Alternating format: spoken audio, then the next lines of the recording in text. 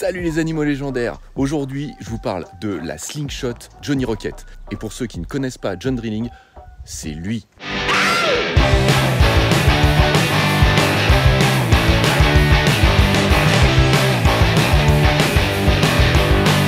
Il est présent avec une slingshot au pied depuis déjà quelques années. Il a tellement fait parler de lui les animaux ces dernières années principalement, avec ses énormes gaps sur module et son ride méga engagé, que je peux vous dire qu'il a eu son pro modèle bien mérité. La Johnny Rocket est donc la dernière née de chez Slingshot. Le pro modèle vient compléter une gamme qui est déjà bien fournie.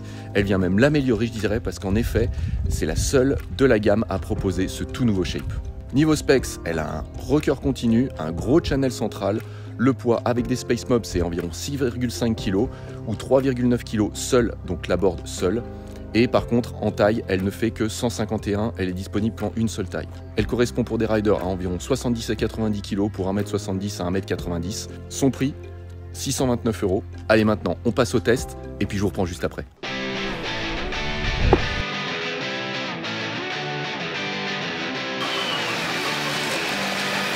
Allez, c'est entraîné, coquin.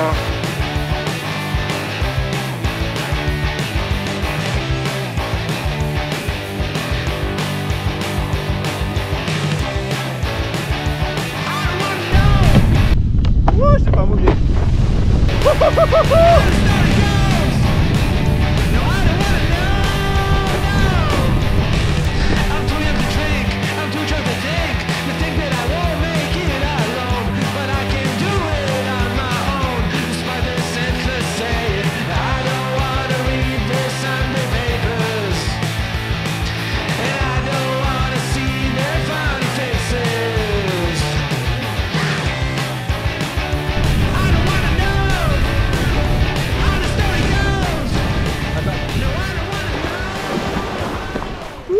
Compte rendu sur l'eau. J'aime beaucoup cette board, elle est stable, elle est vraiment flat, etc. Vraiment comme elle est annoncée dans, on va dire, les specs techniques, etc. Moi, j'ai juste pas l'habitude de rider sans les flex tips. C'est vrai que du coup, quand on arrive sur les modules, pour ceux qui ont l'habitude, comme moi, de rider des slingshots avec les flex tips ou d'autres boards d'ailleurs, on a tendance aussi un peu à s'appuyer, c'est un peu plus permissif quand on se loupe un petit peu, genre dans les blinds, des trucs comme ça. Et j'avais l'habitude aussi de caler mes ollies avec les flex tips. Sinon, cette board, ce que je kiffe, c'est qu'effectivement elle est rapide, donc elle tire pas du tout sur les bras. Les channels dessous sont juste ce qu'il faut, comme vous avez vu, j'ai bloqué un petit peu. Du coup, ça permet d'avoir une bonne accroche.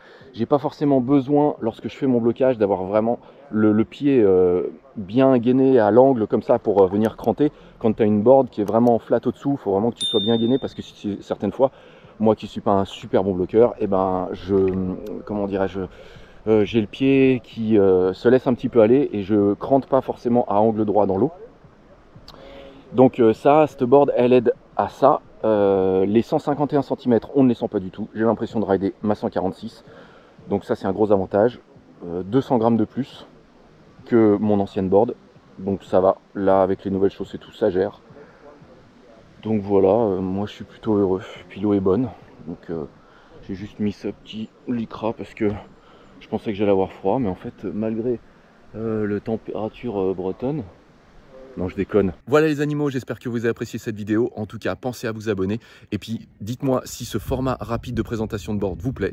En tout cas, moi, je vous dis à très bientôt dans une nouvelle vidéo. Allez, ciao les animaux légendaires.